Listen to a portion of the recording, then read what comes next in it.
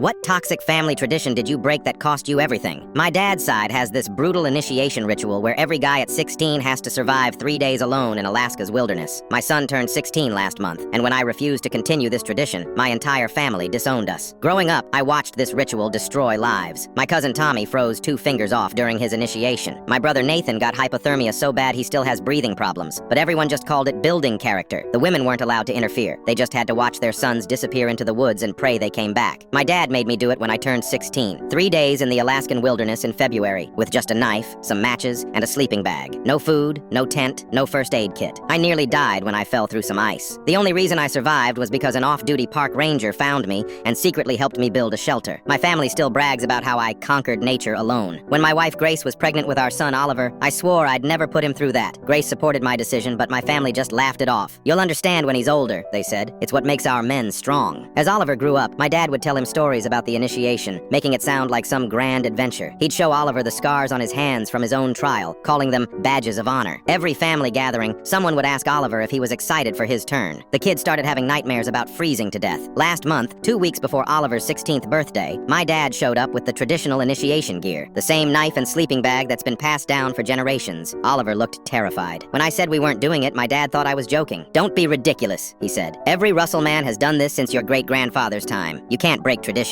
I told him times had changed. We didn't need to risk our children's lives to prove they were men. That's when things got ugly. My dad called Grace a weak city girl who had ruined his grandson. He said Oliver would grow up soft and useless. My brother Nathan, who still has lung damage from his initiation, backed my dad up, said I was spitting on our heritage. I lost it. I pulled up the medical records from Tommy's finger amputations, Nathan's hospital stays, and my own near-death experience. Showed them the thousands in medical bills our family had paid just to maintain this dangerous tradition. Dad knocked the papers out of my hand. "You ungrateful little shit," he growled. "I raised you better than this." Then he tried to grab Oliver, saying he'd take him to Alaska himself. That's when Grace stepped in, phone in hand, telling them she'd already reported the situation to child services. The family exploded. Aunts, uncles, cousins, everyone turned on us. They said we'd betrayed the family legacy. My mom, who'd watched 3 sons go through this torture, just sat there crying about how I'd destroyed everything. We got flooded with angry calls and messages. Oliver's cousins stopped talking to him at school. Someone vandalized our car with the word coward scratched into the paint. My dad even tried to get me fired, calling my boss to say I was mentally unstable. Last week, my brother Nathan ended up in the hospital again with pneumonia complications from his initiation damage. Even then, he refused to see how messed up the tradition was. Yesterday, I got a letter from my dad's lawyer. He's written Oliver out of his will unless we agree to the initiation. The family's backing him up, saying we can either man up or get out. Fine by me. I'd rather my son be alive and soft than dead and strong. The only one who's reached out in support is that park ranger who saved my life 20 years ago. He's retired now, but sent me a long email saying I did the right thing. Said he'd pulled too many frozen bodies out of those woods all because of tradition.